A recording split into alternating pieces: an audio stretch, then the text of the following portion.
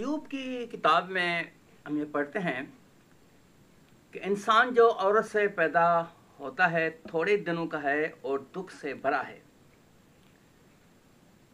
لیکن اگر ہم انسان کی سوچ کی طرف دیکھتے ہیں تو انسانی کارگزاری میں بنی آدم نے اس دھرتی پر زندگی کے جوبن کا مختصر تجربہ کرنے اور بڑھاپے کے بعد مر جانے کو ہمیشہ غیر تسلی بخش خیال کیا ہے، اور اچھی صحت کے ساتھ لمبی عمر کے لیے زمانے قدیم سے لوگ جائز اور ناجائز ہتھ کنڈے استعمال کرتے آئے ہیں. ایوب کے زمانے میں مصر کے لوگ اپنی جوانی کو بحال کرنے کی کوشش میں جانوروں کے کپورے بڑے شوق سے کھاتے تھے.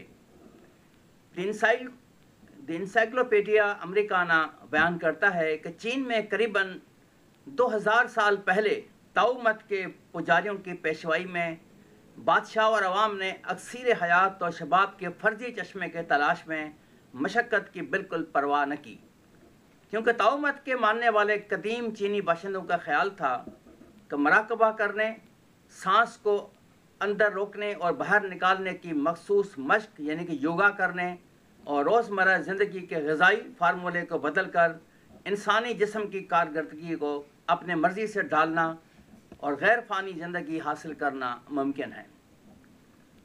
بعض کیمیاگر یقین رکھتے تھے کہ مصنوعی طریقے سے بنایا گیا سونا غیر فانی زندگی عطا کرے گا، اور سونے کی پلیٹوں میں کھانا کھانے سے انسان زندگی طویل ہو جائے گی.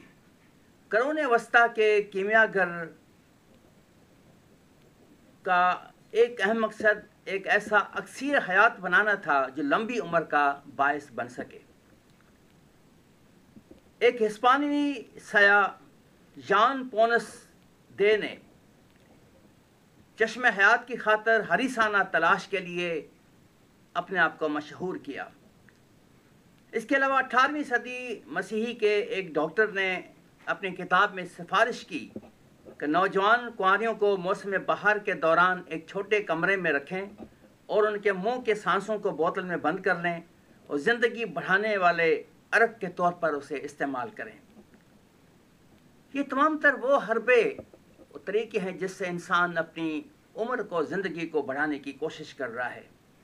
عصر حاضر میں انسان نے چاند پر چہل قدمی کی اور دیگر سیاروں پر کمندیں ڈالنے میں مشغول ہے، اور چین، امریکہ اور دیگر ممالک کے سائنسدان عام لوگوں کو چھٹیاں منانے کے لیے چاند پر بھیجنے کا ارادہ رکھتے ہیں.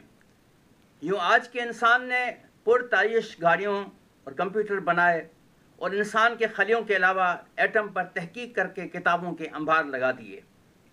لیکن اس کے باوجود انسانی زندگی اپنے مقررہ حد سے ایک لمحہ بھی آگے نہیں بڑھتی، بلکہ روز بروز اس کے میعاد کے سال کم ہوتے جاتے ہیں اور موت اسے مغلوب کر دیتی ہے.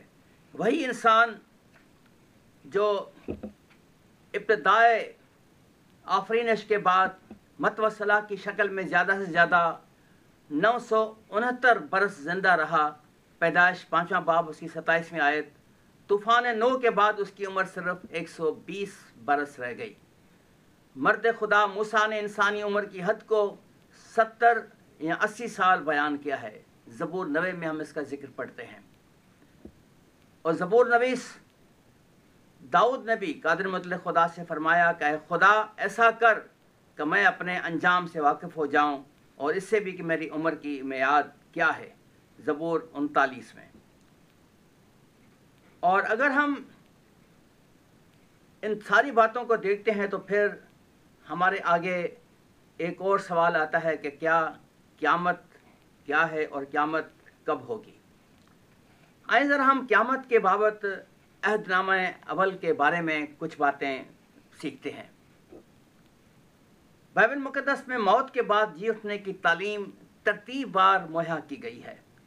آدم اور حوا کی موت کے بعد لوگ قیامت کے تصور اور حقیقت سے بے بہرا تھے.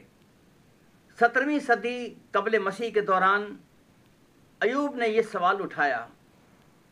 ایوب کی کتاب کو پڑھ کے دیکھیں، اس کا 19واں باب، اس کی 20ویں آیت اور 24ویں باب اور 25ویں باب پڑھ کے دیکھیں، تو وہاں پر وہ مختلف باتیں بیان کرتا ہے. کیونکہ درخت کی تو امید رہتی ہے کہ اگر وہ کاٹا جائے تو پھر پھوٹ نکلے گا، اس کی نرم نرم ڈالیاں موقوف نہ ہوں گی۔ پھر وہ ایوب لکھتا ہے کہ کتاب میں ہے کہ بلکہ انسان دم چھوڑ دیتا ہے پھر وہ کہاں رہا۔ اور پھر ایوب کے وہاں پر اسی حوالے میں یہ لکھا ہے کہ آخر کار لیکن میں جانتا ہوں کہ میرا مخلصی دینے والا زندہ ہے، اور آخر کار وہ زمین پر کھڑا ہوگا، اور میں اپنے کھال کے اس طرح برباد ہو جانے کے بعد بھی میں اپنے جسم میں سے خدا کو دیکھوں گا۔ ڈاکٹر آرتھر جیمز کے مطابق خدا کے خادم چارلس سپرجن نے ان آیات کی اس طرح سے تفسیر کی کہ یہ قیامت کے منظر کی ایک بہترین تصویر ہے جسے ایوب نبی نے پیش گوئی کے طور پر بیان کیا ہے۔ اس سے دو حقائق سامنے آتے ہیں۔ پہلی حقیقت یہ ہے کہ میرا مخلصی دینے والا زمین پر کھڑا ہوگا۔ اس جملے میں بزرگ ایوب نے نبوت کی روح سے مسیح یسوع کے مردوں میں سے جی اٹھنے کا ذکر کیا ہے۔ دوسری حقیقت یہ ہے کہ اپنی کھال کے اس طرح برباد ہو جانے کے بعد بھی میں اس جسم میں سے خدا کو دیکھوں گا۔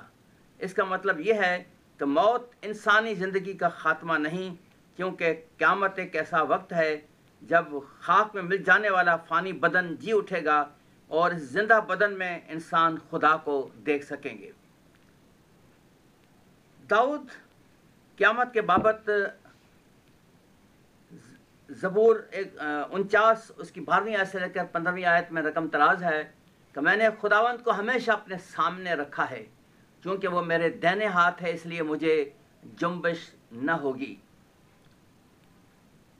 اور آگے چل کر زبور نویس یہ بھی لکھتا ہے، یہ میں نے جو ابھی حوالہ پڑھا ہے زبور 17 میں ہے اور پھر زبور 49 میں ہے، کہ انسان عزت کی حالت میں قائم نہیں رہتا، وہ جانوروں کی مانند ہے جو فنا ہو جاتے ہیں، وہ گویا پاتال کا ریور ٹھہرائے گئے ہیں۔ یہ دو حوالے میں نے پڑھے ہیں، میں پھر دہراؤں گا ان کو۔ زبور 17 اس کی 15ویں، زبور 16 اس کی 8ویں آیت سے لے کر 11ویں آیت تک، زبور 17 اس کی 15ویں آیت، اور زبور 49 اس کی 12ویں آیت سے لے کر 15ویں آیت تک۔ یسایہ نبی نے یہودا کے بابت اپنی نبوت کو اس طرح سے بیان کیا۔ یسایہ 26واں باب اس کی 19ویں آیت، تیرے مردے جی اٹھیں گے۔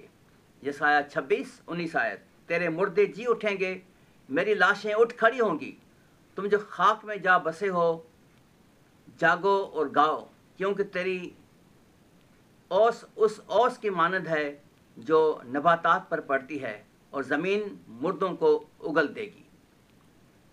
غالباً دانیل نبی نے پرانے عہد نامے میں پہلی بار یہ خیال پیش کیا کہ موت کے بعد قیامت ہوگی اور لوگ سزا و جزا پائیں گے۔ دانیل نبی کی کتاب کا صحیفہ اس کا 12واں باب اس کی دوسری آیت، دانیل 12واں باب دوسری آیت، اور جو خاک میں سو رہے ہیں ان میں سے بتیرے جاگ اٹھیں گے، بعض حیات ابدی کے لیے اور بعض رسوائی اور ذلت ابدی کے لیے۔